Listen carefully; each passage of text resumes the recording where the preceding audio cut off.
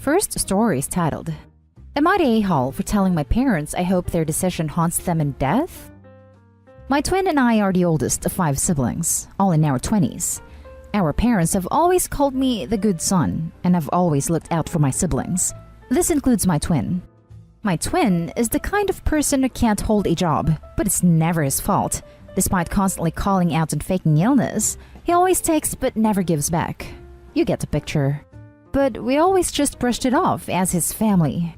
I, however, stopped with the enabling behavior. Recently, I was discussing my parents' wills with them. My twin and I don't make that much, but we get by. Our other siblings make okay to decent money. My parents told me that they intended to leave the house and a good amount of money to my twin. The rest of us would get equal amounts of everything else. I asked them why they would give so much to the kid who has done nothing but leech off them, and never helped when they needed it, despite talking about how he would any other day, but conveniently not the day they ask him. They shrug it off with, "He's our kid, and we know you can't carry him forever with how he's acting, so we might as well give him a safety net." I tried to protest, saying that their final gesture was basically further enabling him. I myself have stopped defending this guy. He is barely hanging by a thread, and he needs to learn how to make it on his own. I think this information would just make him smug and complacent, but my parents won't see it my way. I blew up at them, saying that they better hope this decision doesn't haunt them in death. Especially because my sister just finished her chemo and is still paying off her medical debt. The amount she and the rest of us being left would cover some of it, but still leave a bit for her to pay off herself. If anyone deserved to have a house and that much money, it's her. My parents later told my other brother their side of what happened, and he thinks that although twin sucks, it's ultimately mom and dad's money and house, so it's their choice. I think my frustration at the situation is justified, but I probably should have calmly explained it to my parents. Am I the a-hole for that outburst? Now for the top comments. I think your parents are pretty awful for worrying about the financial stability of a healthy moocher than they are about a child struggling to beat cancer. It is their money and they can do anything they want with it. But they look/sound horrible. As long as you are arguing that your sister should get more due to her vulnerability and not to increase your own inheritance, not the a-hole. Maybe you and your other siblings can donate your portions or part of your portions to her in order to help, if/when the time comes. Not the a-hole. I personally hate when parents play favorites in wills. It sets up terrible relationships after the last parent passes. I hope they reconsider. Yes, especially when it involves rewarding the slacker offspring. Not the a-hole. Not the a-hole, but remember this conversation when they need help in their old age. Really good point. I just hope the inheritance stuff doesn't extend to how they currently treat the daughter fighting cancer. Next story. Am I the a-hole for kicking my friend out of my car and telling her to never call me for a ride? A little backstory. I, 24 male, have a car rock. It used to be my grandfather's, and he would always have it in his car as a lucky totem, and had it for about 30 years, according to my mom, but he passed away when I was around 5. I don't have much to remember him besides a few pictures of us, his ring, a knife, and his rock. When I turned 18, my mom gave me the knife, ring, and rock because my grandfather wanted me to receive these on my 18th birthday. I keep his knife in my room, wear the ring every day, and in the past 6 years I've had kept that rock in my car too and kept it as a lucky totem as well. Sometimes when I drive, I'll have the rock in my hand and just rub my thumb over and it kind of gives me peace of mind. I don't really know how to explain it in words, I guess. So on to the story. This happened last night. My friend Jane, 26 female, car is currently in the shop for repairs of an accident. She got rear-ended and it's messed up her whole back end.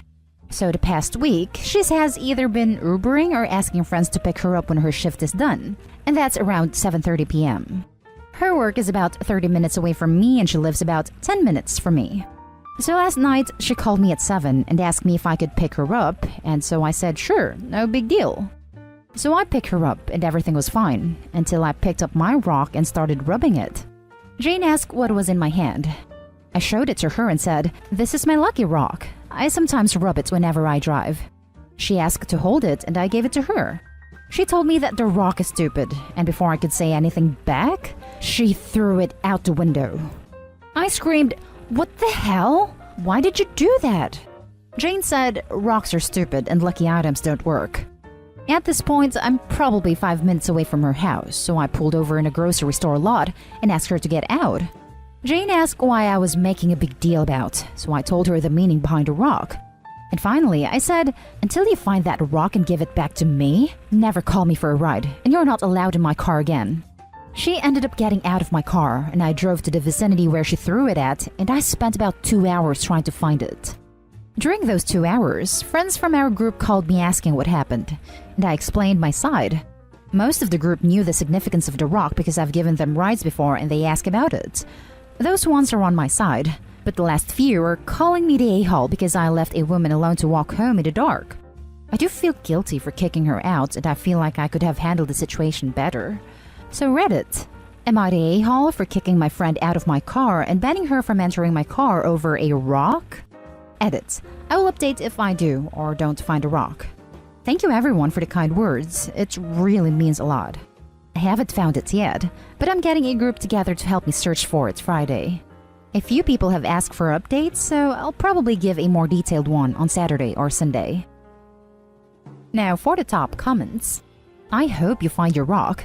It costs $0 to respect someone and their property, and she couldn't even do that for a friend that went out of their way to help her. Not a hole.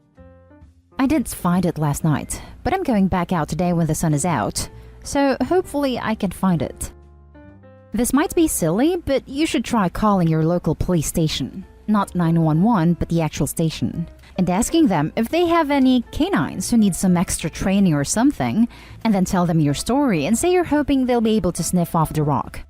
They might dismiss you and the story as silly, but if framed as extra training, they might go for it since the rock would be coated in your scent and oils as would the surrounding rocks from your initial search, but the main rock should have the strongest scent to it. Not a hole.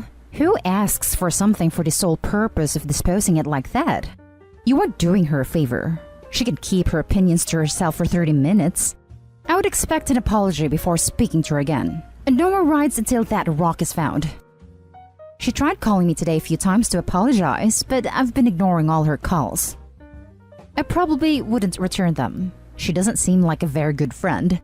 Probably for the best she showed her true colors, even if what she did was absolutely disgusting.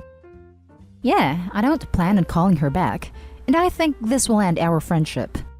Only thing that might salvage this is if she finds that rock. The next story is titled, Am I the a-hole for not considering my brother-in-law, my former school bully, family? I, 31 female, currently have a sister-in-law, 31 female, who isn't speaking to me or any other members of my family because she's angry that I do not consider her husband, 31 male, family. Background. Future brother-in-law and I started school together in 6th grade. He and his best friend bullied me and my friends relentlessly. During that year, I had the misfortune of having every class with them, so it was a constant occurrence. I would go home and cry most days, and going to school was misery.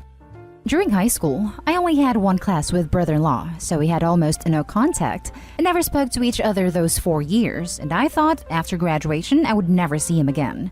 Oh, how wrong I was. Long story short, after high school I met my husband, now 30 male, who is bully/brother-in-law's younger brother. We started dating and got engaged young. Brother-in-law freaked out and told husband he could do better than me, that he was ruining his life by marrying me, he was going to end up divorced, etc. Fast forward 9 to 10 years. Husband and I have master's degrees, are happily married, 2 kids, etc. After almost zero contact during the college years as we were in different states, brother-in-law and his wife moved to our city while he is doing his medical residency. Not only that, they move in across the street because they like our type of house better than any of the other ones they look at. So family dinners with my parents-in-law and them become a regular thing. They end up having a kid, so now we do cousin get-togethers, etc. Brother-in-law and I rarely ever directly speak to each other. We mostly just inhabit the same space and are cordial. No one ever brings up the past. After a disagreement with brother-in-law's wife a couple months ago, she blew up and said it's like I don't even consider my brother-in-law family, and she thought I had gotten over my dislike of him. I told her I absolutely did not consider him family, and that's never been a secret. She hasn't spoken to me since, and it's causing contention with the parents-in-law who want us to be one big happy family. Pretty much everyone thinks that the bullying was a long time ago and I need to get over it, especially because his family. I contend that I don't need to, and that being cordial to him is fine and the best it's going to get. Am I the a-hole for still holding a grudge and not considering brother-in-law family? Not the a-hole. Has he ever apologized for how he treated you in middle school? That's how the reconciliation process starts, not by you letting it go. No. Many years ago when he was still just dating his wife, she told me that he told her some of the stuff he would tease me with, but he was never going to apologize for what he did. Then no, not an a-hole. He hasn't grown up. He's still a bully. Brother-in-law freaked out, told husband he could do better than me. He sounds like such a charmer. Not an a-hole. You are being polite to him, which frankly is graceful in the circumstances. If he had apologized to you of his own initiative, and if he had seemed genuinely contrite, then it might have been time to try to forget the past, since kids are a-holes. But not only has he not apologized, he still regards you as less than him. So you are absolutely not an a-hole. Not an a-hole. But why did you marry his brother? The info that his older brother was my abuser would have sent me running for the hills. I married him because he's a wonderful person and nothing like his brother. I struggle to believe they grew up in the same household. We were also friends before I even knew who his brother was.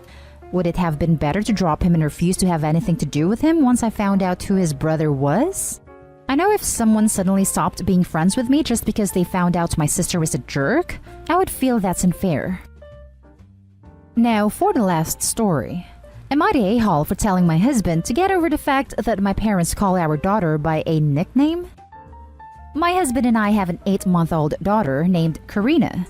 We loved the name Karina from the get-go and decided on it before she was even conceived. Important context, my husband is white and I'm Punjabi. I'm the only one of my siblings and cousins to have married a white person. My family's fine with it. But it's definitely a noteworthy thing because I'm the only one. This cousin is tall, this cousin loves to go hiking, this cousin married a white guy. Lol. My parents fawn over my husband and my sister's husband because in Punjabi culture, it's normal to flatter your daughter's husband. I guess in the olden days it was to make sure she didn't get returned to original owner. So my husband has always had a really positive relationship with my parents. When our daughter was born, immediately my family noted that Karina sounds close to the Punjabi name Kiran, so they jokingly called her Kiran and it stuck right away. It's not a joke anymore. They say it so naturally that it's legit her name to them. I never thought anything of it. All of my nieces/nephews have Punjabi names that we say with a Punjabi accent even when we were speaking in English. Everyone on my side calls her Kiran exclusively. My husband noted a few months ago that he doesn't like it, but I told him I don't think it's a biggie. He said we named her Karina, and I said okay, that's what 90% of the people in her life will call her. It's not like it's gonna cause some identity crisis. Yesterday, when my mom was visiting, my husband randomly says, I'm tired of you calling her by another name. She is our child, not yours. You need to respect that if you want to see her. If any of you are Punjabi or from another family-oriented ethnicity, you know that speaking to a parent figure like this is, oh my god, no. Like WTF. Stunned silence. My mom left immediately. She told my dad and he was pissed. He told my brothers and they were damn near seeing red. Again, for Punjabis, someone speaking like that to your mom is the epitome of fighting words. I told my husband 2 things. 1, he needs to get over the nickname. It's not that deep. It's not gonna cause an identity crisis and there's no damn control to fight over. My parents see our daughter maybe twice a week and just to play and spoil her, aka normal grandparent stuff. 2, he can never, ever speak to my parents like that. Any issue with them needs to go through me. I think we can salvage things from here. But if he ever said something like this again, and it got back to my siblings, things would go south real quick. He is mad that I'm not defending him or taking his side. I've listened as he explained her birth name is Karina. That is her identity. We can't let other people change her name. And I legit don't see a valid point. Our daughter was lucky enough to have a huge family that want to spoil her. Why mess with that? You're the a-hole. Imagine if this was the other way around. If you have given her an Indian name and your husband's family was constantly westernized it and refused to call her with the original name, all hell would broke loose. Racist would be heard in every sentence. How he doesn't respect your culture, yada yada yada. Well, that's exactly what you do. You also said your husband had to go through you and not speak to your parents like this. He actually did, and you dismissed him. You are the a-hole again and again. They also said that he had brought it up to her, and the grandmother is something that bothered him before and everyone ignored him. Exactly. I don't know why she chose her husband if he is always going to come second. You're the a-hole. Your husband is raising a child. Concerned just because it sounds the same, it is not the same. You are saying he doesn't have the right to express discomfort over a nickname they chose because they think it's close enough. Newsflash, this man is the father of the child you made together. He does have the right to say something about it, and he doesn't have to go through you to talk to them. You don't even describe what the two names mean. After reading all the comments, I'm going with you're the a-hole. Because you don't seem to get that it's not just your child. Your husband is fully allowed to have an opinion, and he's allowed to voice that opinion. Any issue with them needs to go through me. Except he shared his issue with you and you did nothing. Because you don't think it's a biggie. But he does, and he's allowed to. You want him to respect you and your family and their culture, but you aren't respecting him because it's a white person thing, I guess. First story is titled, Am I the a-hole for telling my parents it's their fault my sister and I don't have a relationship and they should reflect on their failings as parents? I, 24 female, was spoiled by my parents in early childhood. I got everything I wanted and had little to no boundaries. I was also the youngest of two. My sister is 4 years older than me and was treated pretty badly by our parents. Her toys were given to me if I even looked at them as a toddler. My favorite foods were chosen over hers, and I got to take her blankets and clothes and other stuff. This was until maybe I was 6, and honestly the only reason it probably stopped is because my taste changed a lot. But my parents never considered what that would do to our relationship. Spoiler alert, it made her resent me, hate me even. And today at 24 and 28 years old, we have not spoken in 10 years. I have not seen her in 6 years. The last piece of communication we had was when she told me she never wanted to hear or speak to me again. My parents have never understood, and honestly, it pisses me off. I am very detached from them because I know they ruined any chance I ever had at having a sister relationship with mine. They also could have turned me into a pretty horrible person, which I hate thinking about. I can't even blame my sister for how she feels because I would imagine it's hard even as an adult to figure all that out when you were always the scapegoat of the family. I last spoke to my parents a month and a half ago, and they were going on and on about my sisters and my relationship or lack thereof, and how they could not understand why we wouldn't even try to get along. And I couldn't believe it. So I told them they should look at their failings as parents, and the blame they have in all of this. They were shocked. I told them they messed things up, and they still don't get why. They said I was rude. My uncle, who I'm close to, said he understood saying what I did but could have handled it better. Am I the a-hole? Now for the top comments. You say this stopped when you were 6, and assuming your sister left immediately at 18. You being at that point, there are at least 8 years of your relationship and interactions with her that are completely left out of this post that would have an effect on this. So what was your behavior toward your sister during that time? I tried to get closer with her. I wanted us to hang out and stuff, but she rejected me. I remember giving her back the old stuffed bear she used to treasure, because when I realized even that was hers, I felt awful, but she didn't want it back. By the time I truly realized what was going on, the damage was done, and eventually I just hoped that eventually things would get better. So while I didn't take her stuff, I didn't try to force myself on her either. You're getting a lot of flack here, and I'm sorry for that. You didn't choose how you and your sister were raised. You were not at fault for your parents' favoritism. It sounds like you recognized what was going on and tried to make amends. But I can understand why her treasured bear was a tainted memory, and by extension, why she can't bring herself to have a relationship with you. You seem to also respect your boundaries there. I feel for your sister, and I also feel for you.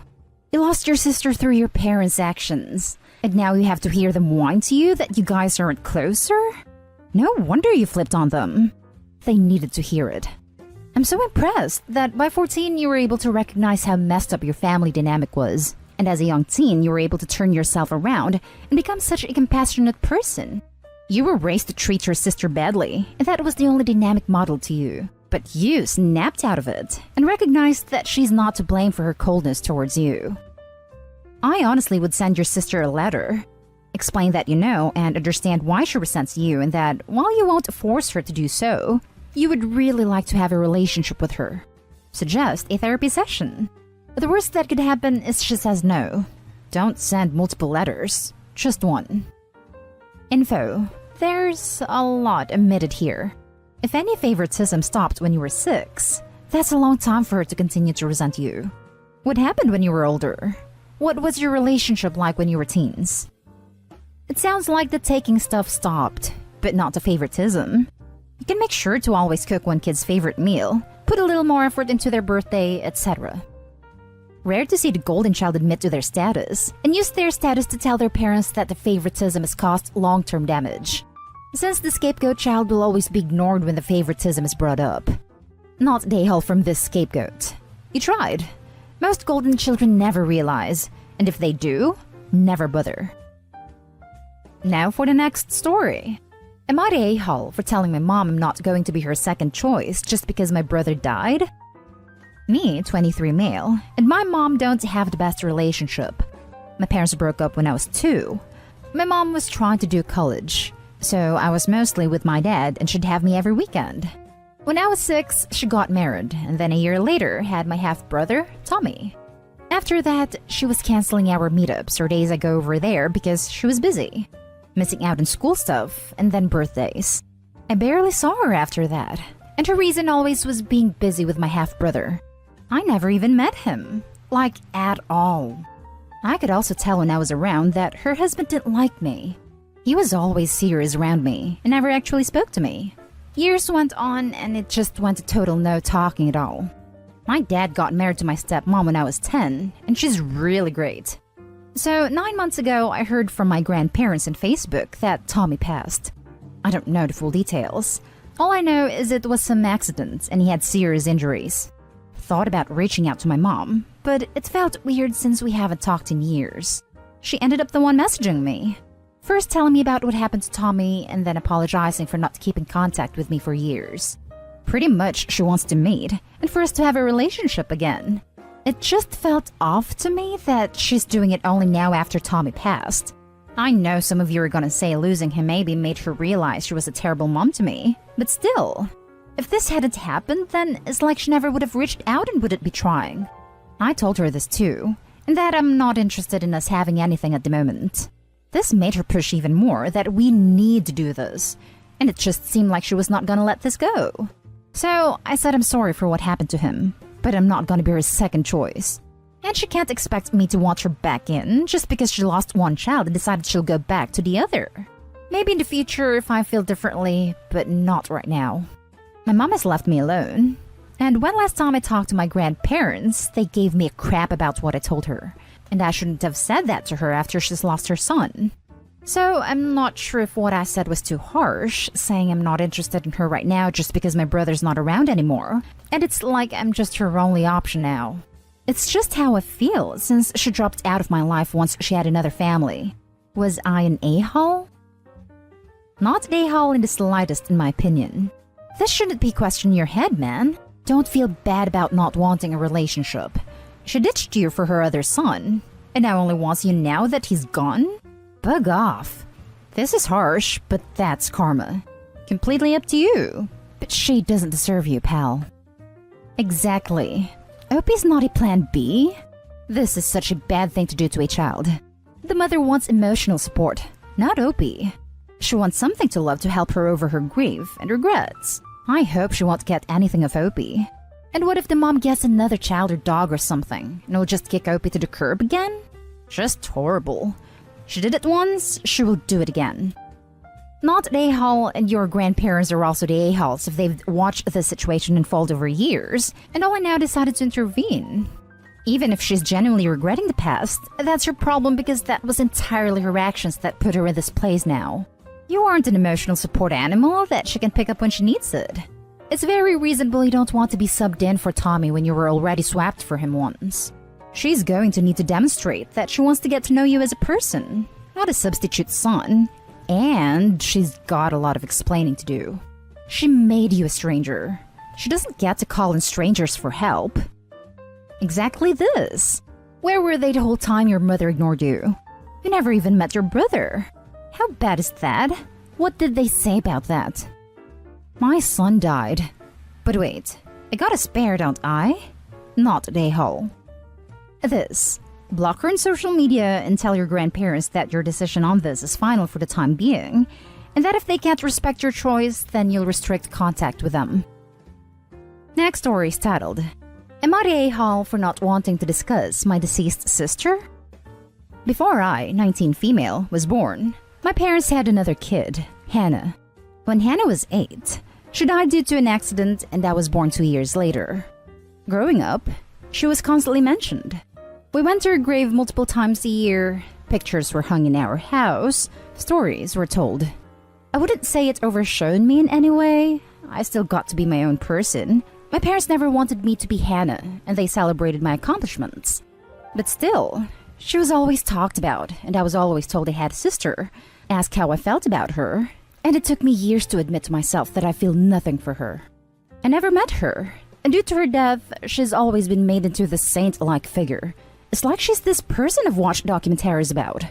I have respect for her, but I don't consider her my sister. If others ask if I have siblings, I say no. Now that I'm living on my own, I don't visit Hannah. I don't display the pictures of her that my parents gave to me over the years. I've told a few close friends and my ex as I felt they had a right to know, but outside that, there's nothing to discuss. Recently, my mom was talking about Hannah a lot. I've told her before I don't want to talk about Hannah anymore, but she doesn't listen. The other day, she kept going on about a story I've heard a million times, and I said, I thought I told you I was done talking about her. My mom replied, she's your sister. And I said, technically, maybe. My mom got really offended, and I pointed out we weren't raised together. I don't know her. I feel nothing for her. My mom started crying and called me heartless. She said that I don't have to discuss Hannah, but she's not going to stop just because I want to pretend she never existed. My dad has said what I said about Hannah is near unforgivable, and I need to reevaluate my priorities. Am I the a-hole? Now for the top comments. You're the a-hole. I understand your view here, and I don't really think you're an a-hole. But in this situation, it is you. You feel nothing for her, but your parents do. They raised her until she was in 2nd or 3rd grade, and then she died. Their baby died, dude. People say it is the worst possible thing to go through in your life. They need some way to get through it.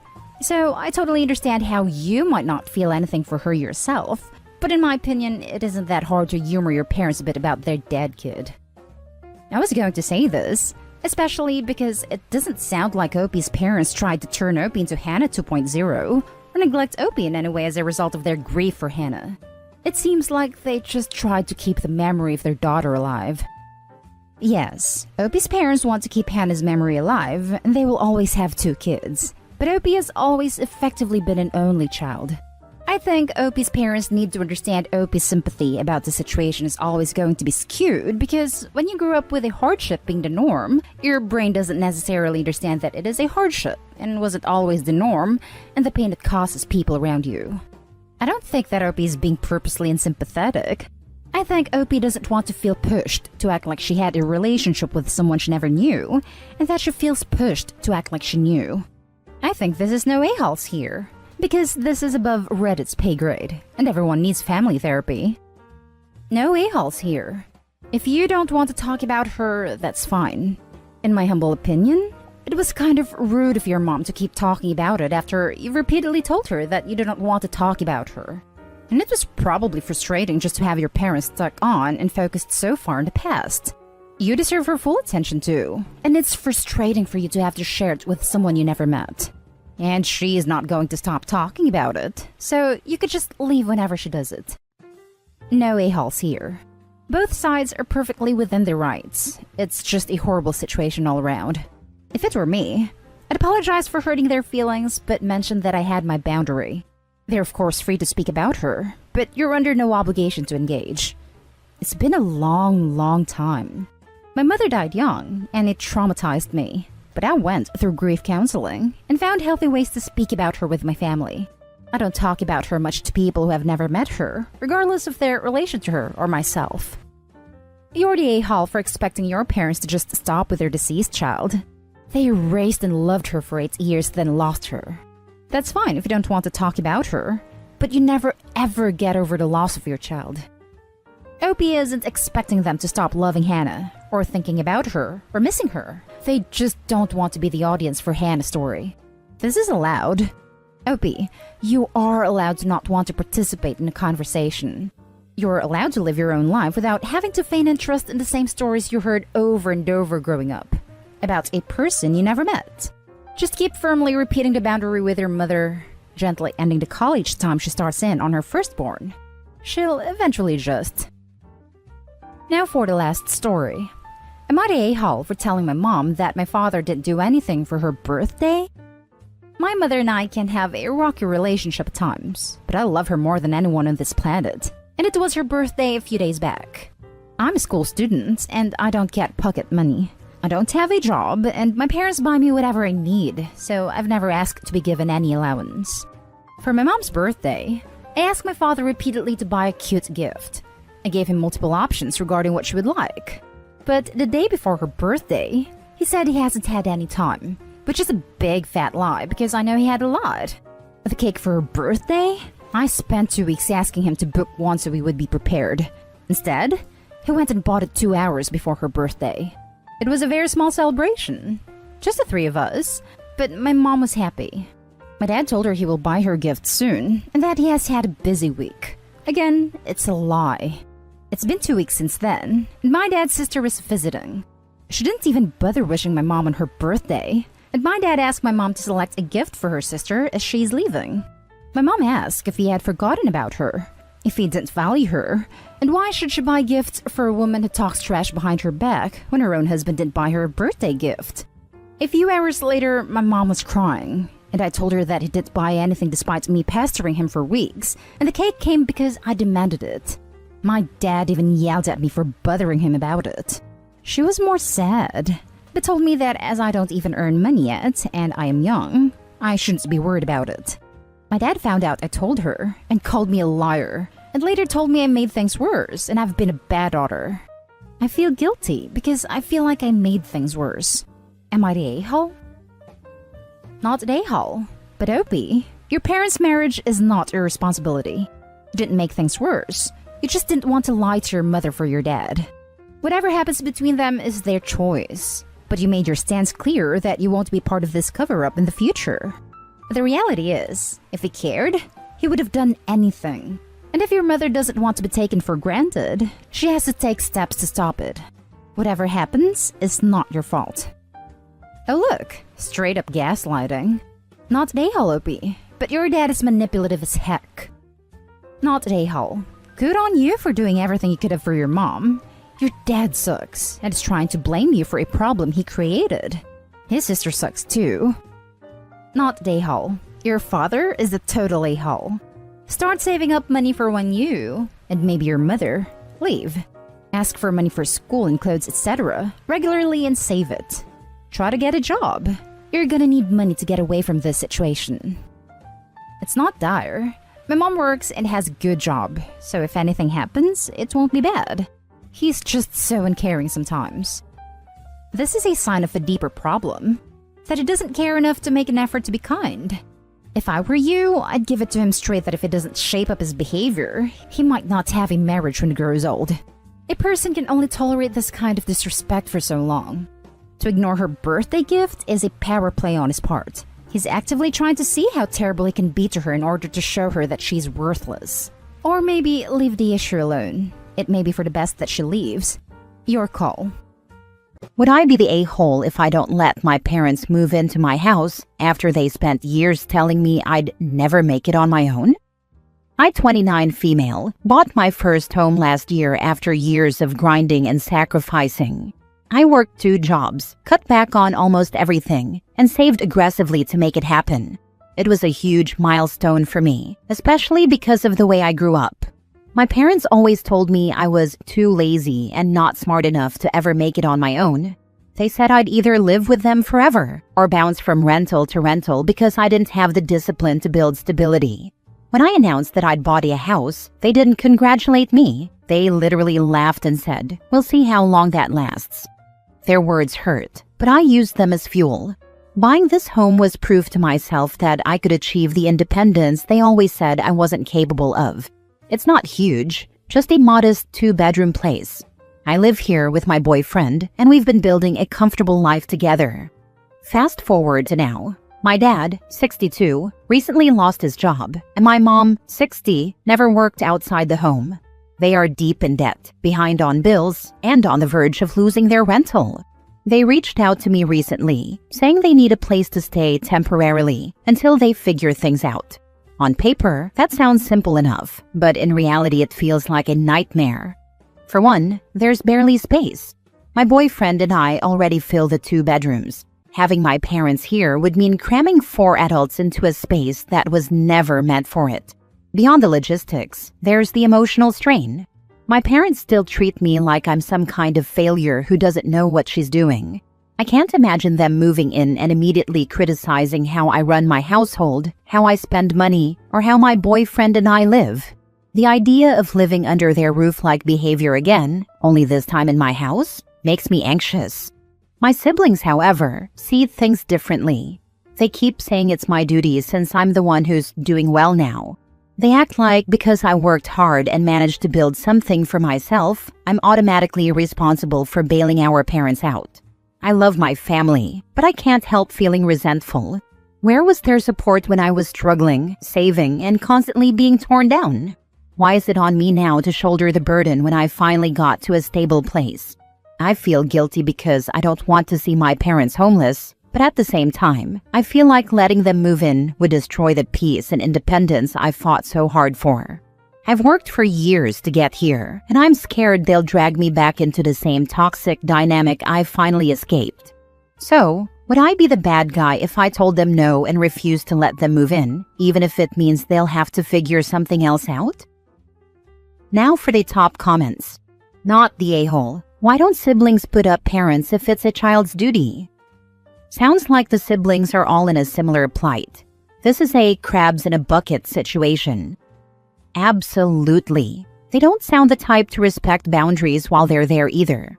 They will put a strain on your relationship with your boyfriend for sure, and will likely set you back in your financial status as they don't have a working plan to not be under your roof forever. Find them other resources. Call the Council on Aging. Figure out Section 8. Whatever you can do to force the issue of them living independent from you. And give yourself a huge pat on the back for learning to be disciplined enough to build a better life for yourself than what they instilled in you. Just tell them it wouldn't be to their high standards. Live your life in peace. Exactly. No is a complete sentence. And start transitioning to low or no contact. If you let them through the door, they will never leave. They have no exit plan. Dad's 60 plus with limited job prospects, and mom's never worked. They will treat you poorly, turn you into their caregiver, guilt you if you ask them to leave, sap all your resources feeding and taking care of them, and destroy your relationship with your partner who didn't sign up for this. There are no positives allowing them to stay with you. Tell them no and get therapy if your guilt feels overwhelming. That will be way better than setting yourself on fire to keep them warm. Not the a-hole. Next story. Am I the a-hole for loudly correcting my mother-in-law when she told strangers I was too career-focused to give her grandchildren? We were out at a restaurant with my husband's family when something happened that left me completely shaken.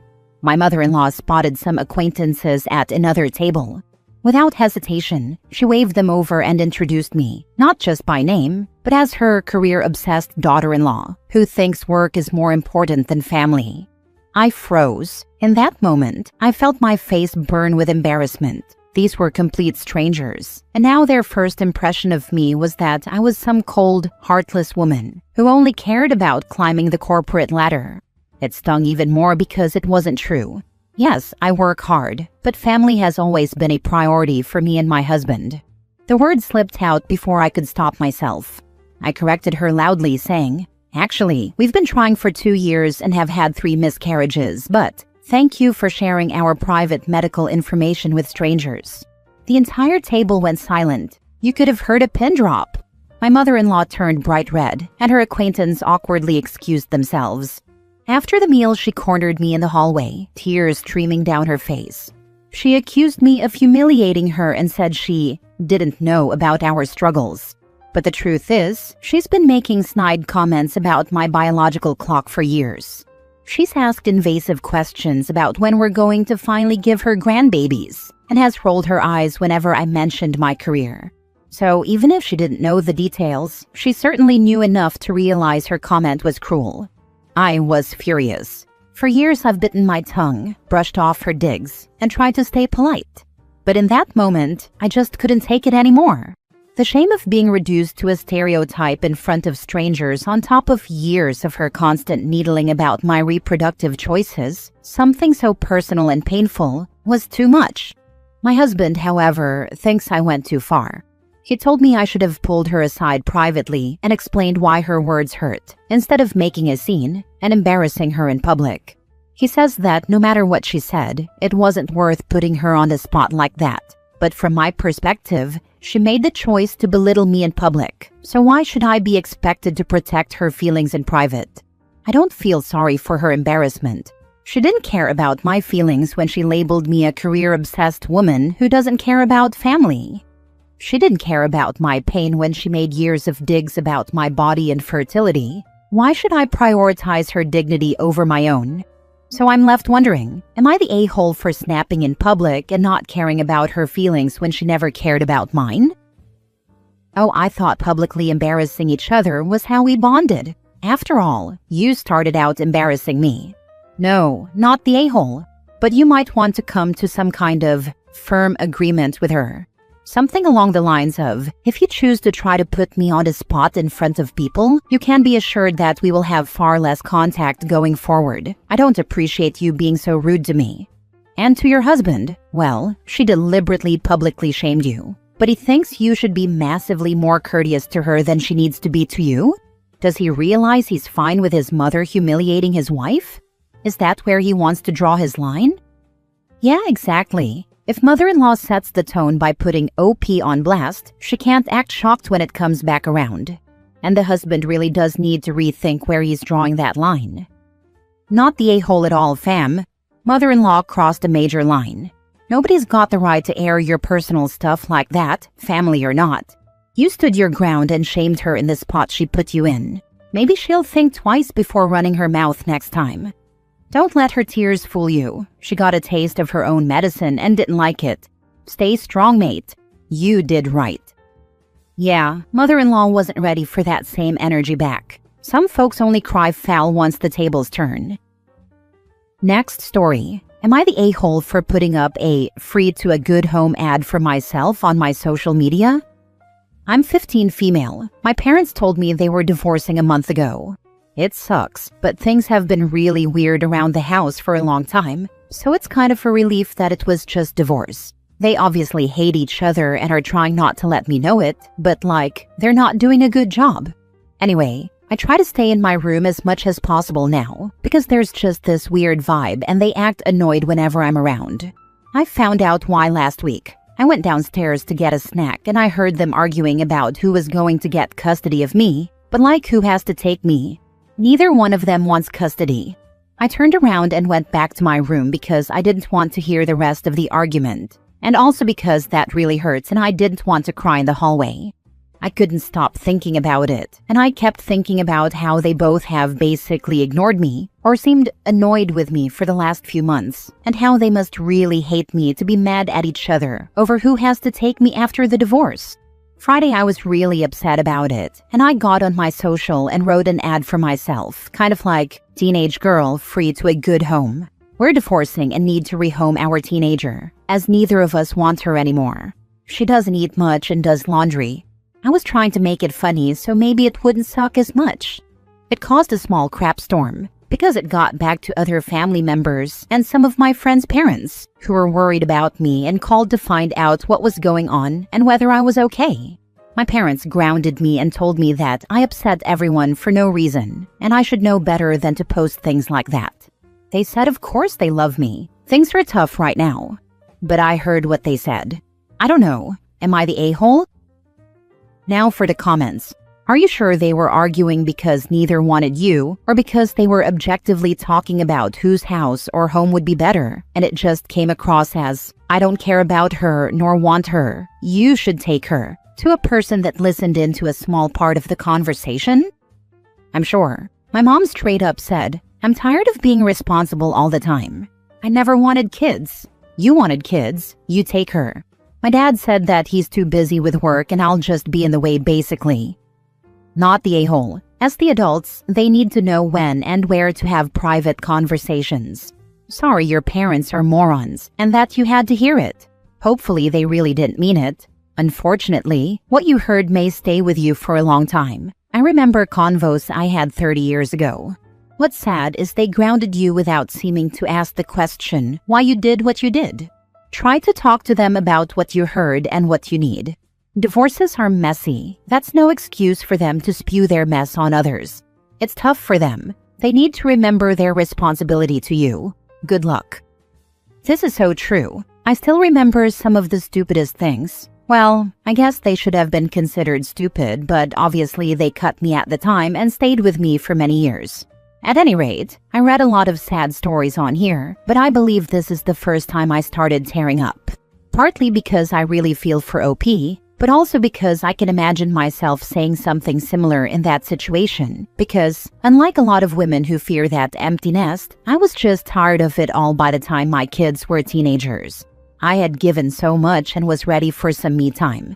Didn't mean I didn't love them. But even so, while I might have had some fleeting thought of giving up custody had we divorced, I could never do that, and certainly wouldn't have expressed it. I hope you have someone who you can turn to who will listen and give you sanctuary. Wish I could give you a big hug. Last story. Am I the a-hole for being cold and uncaring to my autistic sister because I know autism isn't the reason she's awful to be around? I, 16 male, have a sister, 14 female, who's autistic. She was diagnosed at 3 years old, and our parents have ignored 90% of the professional advice they were given.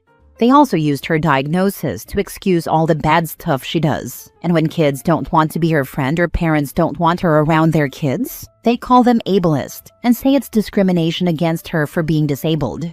She's allowed to throw food, steal food off other people's plates, disrupt dinner, and eat dessert before actual dinner.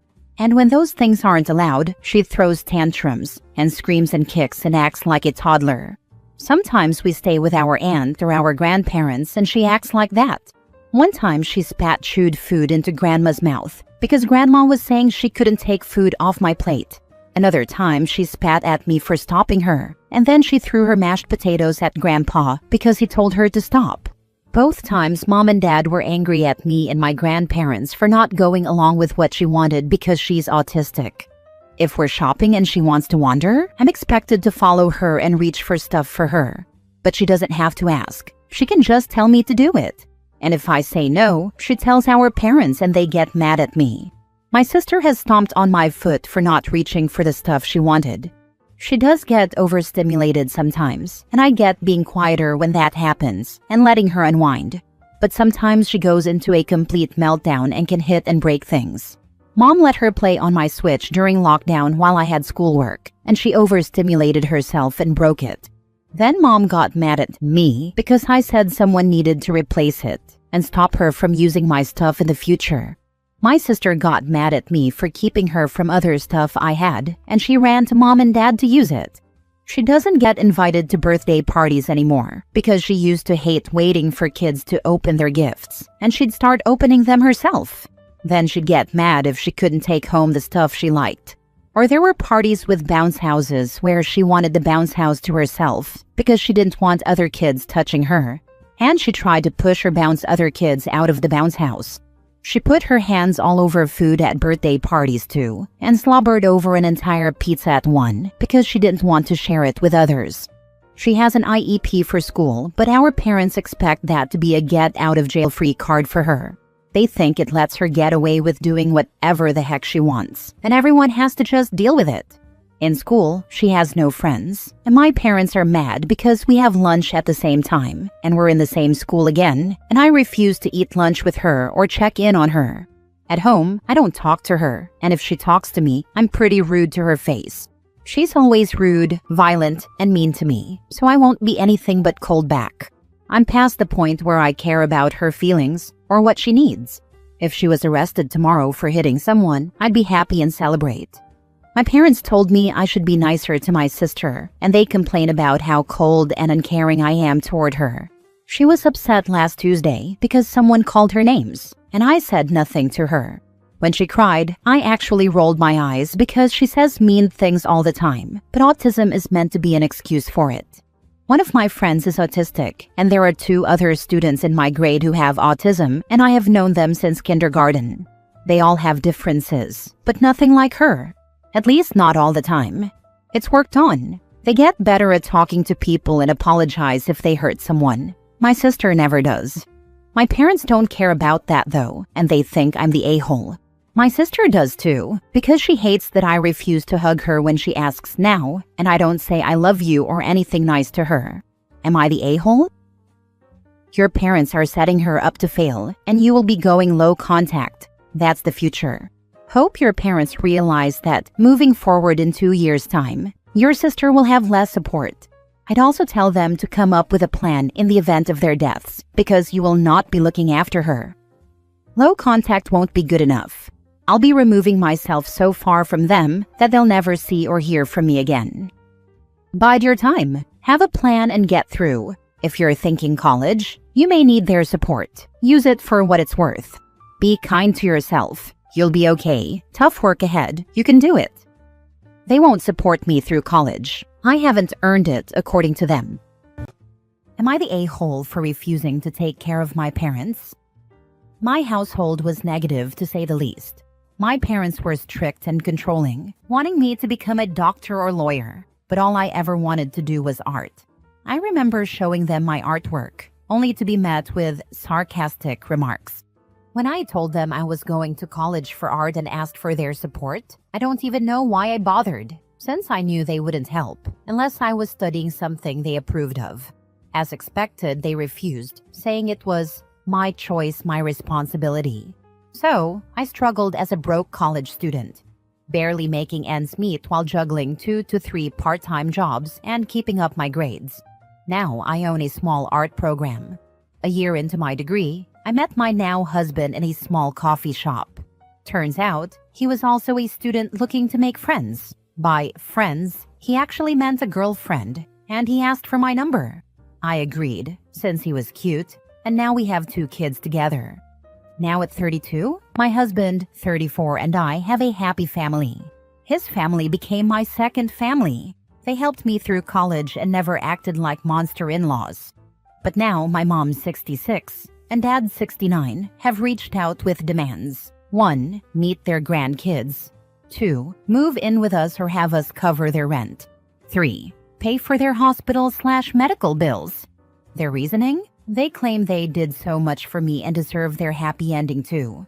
I reminded them of their own words, your choice, your responsibility, and told them they needed to work like I did to get by. I wasn't going to help 2 stuck-up pieces of work. I feel like I did the right thing since they abandoned me when I needed help. However, some family members think I'm being unfair. They worked for me so I could eat, etc. Part of me doesn't want to expose myself or my kids to their toxicity, but before making up my mind, I wanted some unbiased outside opinions. Am I the a-hole? Now for the top comments. Not the a-hole. I think it's always crazy when parents say, we did so much for you, providing food, clothes, a place to live, etc. when you were growing up. You didn't ask to be brought into the world. Your parents chose to have kids, and thus chose to take on the responsibility to provide for you. The fact that they're making demands of you, especially expecting you to move them in or pay their rent, is kind of crazy. It would be different if they asked for support and tried to come up with a solution that worked for both of you. Also, the fact that they haven't even met your kids, I don't know how old they are, is a sign that your relationship with your parents has deteriorated. I don't know the full scope of your relationship, but from what you've said, I don't think you owe them everything they're demanding. If you want to help your parents while maintaining boundaries, like helping with some medical bills, that would be a kind thing to do, but not an obligatory one. If this has been a no-contact situation for years due to toxic behavior and they're only reaching out now because they want money, you are well within your rights to say no. Ultimately, you are the only one who can choose how to proceed with your relationship with them. You should also be the one to decide how much or how little you want to get involved again, for your own sake. But you wouldn't be the a-hole for saying no, and the family members calling you one should step up and pay for your parents themselves if they feel so strongly about it. My response to parents saying we owe them because they housed, fed, and clothed us is, congratulations, you did what you were legally obligated to do for the children you decided to have. Not the a-hole. You reap what you sow in life. Your parents did not support your dreams and have apparently not remained in your life, considering they have never even met your children. But now that they need something, they want their investment in you to pay off. Here's the reality. At least from my perspective, children are not a financial investment or a retirement plan. Your parents chose to have you, which means they had a legal and moral obligation to support you for 18 years. You don't owe them anything in return, especially when they didn't support your educational or professional dreams. The family members who think you're wrong can chip in and pay your parents' rent and medical bills. If they don't want to do that, they need to shut up and go away.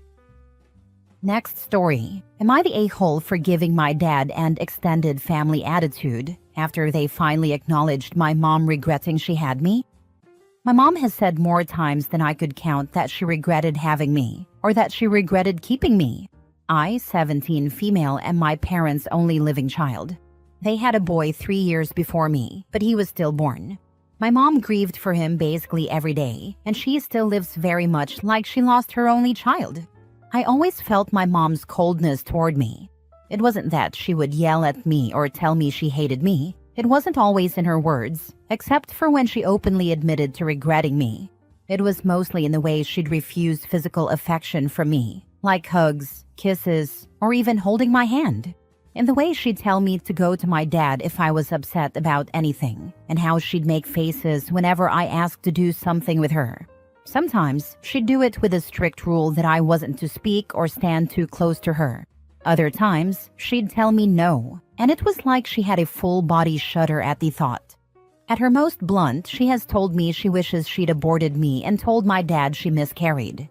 At her least blunt, she talked about regrets, mistakes, and how annoying those regrets could be when they were in your face all the time. You know, like a little kid would be. She has said it where others should have heard, but my dad and extended family have forever acted like it didn't happen. When I told them about the things my mom said, they told me I misunderstood her. I was told I was a blessing after my brother was stillborn, and that she would never regret her blessing. In front of family, she has talked about how she was almost a real mom before, and how losing my brother made her regret losing her chance to be a mom. They always took it differently than I did, and even when I cried, I was told it was okay. I was just being a kid and not understanding adult context. They finally accepted the truth on Friday night. We were having dinner with my grandparents, 2 of my aunts and their husbands, my uncle and his wife, and several cousins. There was talk about how some of my cousins were having babies and how great it was. There was just a lot of baby talk. Then my mom got upset, and everyone noticed. My dad and one of my aunts asked my mom what was wrong and if she was thinking about my brother. She said she wished she had had another kid or 2 after him, and how she regretted missing out on being a mom. There was a pause and some looks shared, and then my dad told her they had me and that she was a mom. My grandmother told my mom she shouldn't talk like that where I could hear. I rolled my eyes at that and scoffed when she said it. Maybe that wasn't fair. But they were arguing about what my mom was saying, and she told them she regretted ever having me, and regretted not having kids she actually wanted. My mom left on her own before anyone else did, and my dad and extended family started saying how sorry they were that I had to hear that. I got mad and told them I'd heard that stuff before, but they just didn't believe me. I told them I didn't want their comfort when they had ignored me for so long and acted like I never spoke up before. They told me I should understand that it's difficult to imagine something like that actually happening and that I should give them less attitude since they were at least trying. Am I the a-hole? Not the a-hole. No child should have to hear those things, and I'm sorry you grew up dealing with that. Not the a-hole. It's horrible the egg donor has acted this way for 17 years. It's terrible your family has ignored or explained away this treatment for your entire life. Their acknowledgement is so little so late. You've done nothing wrong, but been treated so wrongfully by all of them. Honestly, I'm in favor of revenge. Identify the big goal, such as college or other post-secondary activity. Start twisting the knife in these people to ensure they fund it, since they let you grow up without a mother or maternal love. Not the a-hole. You should give them less attitude and understand. They owe you an apology where they grovel on their knees for your forgiveness. They need to accept that they were a-holes to a child that was never wanted and was told off when you tried to express how you felt about that. They are not at least trying. They have yet to start trying. Next story. Am I the a-hole for stepping away from my family after my sister brought her daughter's abuser back into their home? Let me provide some background information. I have two sisters-in-law, Rachel and Lauren. Rachel is engaged to Mark, and they have two daughters, Mia, 7, and Sophie, 5. Mark also has a son, Noah, 15, from a previous relationship. A couple of years ago, Mia was violated by Noah. After the abuse was discovered, Noah was sent to live with his biological mother. At the time, Rachel seemed to understand how serious the situation was. However, a few months ago, Noah's mother was arrested, and Rachel and Mark made the decision to bring him back into their home, meaning Mia now has to live under the same roof as the person who abused her. We understand that this was a difficult situation, and we don't pretend there were any easy answers. However, they seem to make this decision very quickly and without fully considering all the facts, something Rachel herself even admitted. From what we can tell, they didn't explore other possible solutions for Noah's placement before deciding that the only option was to bring him back into their home. Instead of weighing the long-term risks to Mia's well-being, they acted out of urgency, without fully acknowledging how damaging this could be for her. My husband and I were horrified. Research overwhelmingly shows that this kind of situation is incredibly damaging to a child's healing. And even my therapist has said that forcing a victim to live with their abuser can have lifelong consequences. Even if Noah never reoffends, the harm has already been done. Mia is being forced to live in a constant state of stress and fear, never truly feeling safe in her own home. Studies show that when survivors are placed back in an environment with their abuser, even under supervision, it can cause severe anxiety, PTSD, depression, and difficulty forming healthy relationships. It reinforces the idea that what happened to them wasn't serious enough to warrant real protection, which can lead to self-blame or a skewed understanding of boundaries. We were even more alarmed because Mia has already started showing signs that this is affecting her. She has been acting inappropriately with other kids, including her own cousin. Clear evidence that she is struggling to process her trauma. Despite this, Rachel insists that everything is being handled and that they are making sure Mia is safe. My husband and I told Rachel that we could not support this decision, and that for the well-being of Mia and our own children, we needed to distance ourselves. However, we are distancing ourselves from Rachel and Mark, not Mia and Sophie. We still love them and want to be in their lives. We have every intention of maintaining a relationship with them and have even planned to have them over for weekends at our house when possible. Our decision was never about cutting them off. It was about not pretending that this situation is okay. Since then, Rachel and my other sister-in-law, Lauren, have accused us of being cruel, making this about ourselves, and punishing Rachel for a difficult decision. They also claim that we are cutting off Mia and Sophie, even though we've made it clear that we still want a relationship with them. They recently had Sophie's birthday party and didn't invite us because they assumed we wouldn't come, yet they still blame us for not being involved. To us, this isn't about punishing Rachel. It's about not pretending that an unsafe situation is okay. Now the family is making us out to be heartless for stepping away, saying we are the ones causing division. But from our perspective, Rachel made a choice that forced us to choose between keeping the peace or standing up for Mia. And we chose Mia. So, am I the a-hole for refusing to support this decision and distancing ourselves from the family? Now for the comments. I'm pretty sure CPS would look the other way, but if there were ever the case, this would be it. Is engage a lawyer and try to get custody of the girls due to the extreme danger they are in. Then I would bypass CPS and call the cops that a pedo is being housed with minors, his victim, and let them sort it out. The court system has said that this living arrangement is okay, according to OP's post. They are not going to remove a child from their parent when they have already ruled that this living situation is safe, even though we all know it really isn't. Essentially, OP has to wait until Noah abuses Mia again and gets caught, or Mia reports it to a trusted adult, and then starts a new investigation. It sucks, but that's how the system works. Why the heck has CPS not been notified? It should have been the first time as well, because as you've now seen with Mia, children who behave inappropriately with other children at a young age are often victims themselves. It's very, very possible that Noah was being abused as well. Not the a-hole for distancing yourself. Huge a-hole if you don't intervene to have the girls removed from the home until a solution is found. CPS was contacted and Noah went through the court system. We were hoping for an inpatient therapy program, which we have in our area, but he was only ordered to do outpatient therapy. Call now and report him as back in the home. Mini update. I have filed a CPS complaint. Last story. Am I the a-hole for not forcing daughter to visit her dad? I have a very complicated co-parenting relationship with my daughter's 13 dad. He lives in another state and rarely visits, only once a year. We do have a court order that states he can have visits, but we need to work them out first. We use a shared calendar. We don't have a lot of scheduled activities, so there are maybe 1 to 3 busy weekends throughout the entire year.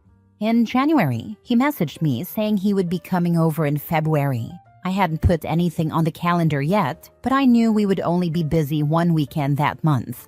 Valentine's Day weekend, which also includes my birthday the next day. That just happened to be the weekend he picked. I told him that wasn't a good weekend, but every other weekend was completely open.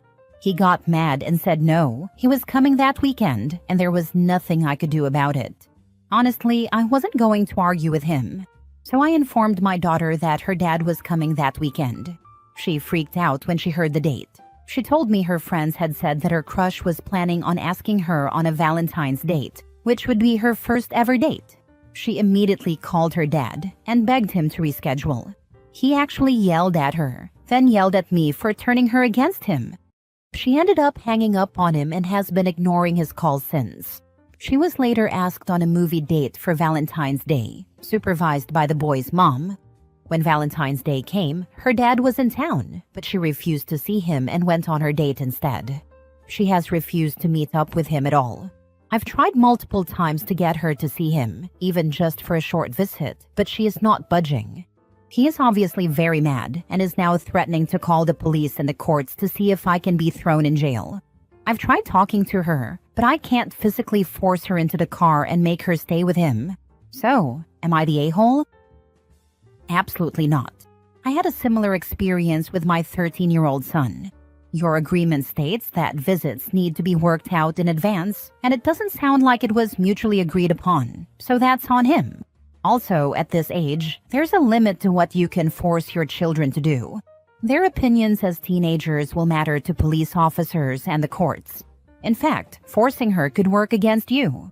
What you need most is a solid relationship with your daughter. Also, OP mentioned that her birthday was the day after Valentine's Day, making it reasonable that they'd have plans. He intentionally picked the one weekend he knew they'd be busy and then demanded it be his time.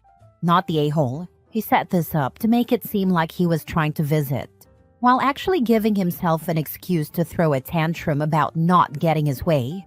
He's a major a-hole, and honestly, divorcing him was probably one of the smartest things you could have done. Visits need to be scheduled and agreed upon. He chose to schedule this over your birthday. It'd be obvious even to the dullest person what he was doing. Add to that the fact that it's a holiday and that your daughter already had her own plans.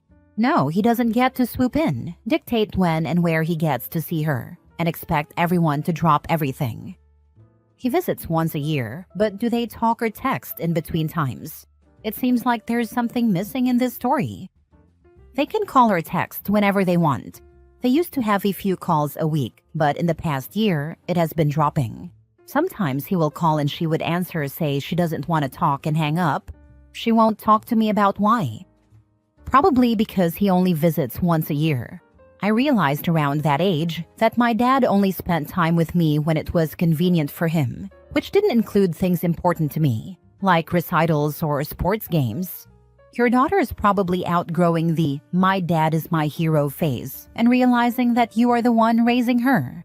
If her dad really cared, he'd show up for her without demanding she cancel her own plans. Not the a-hole.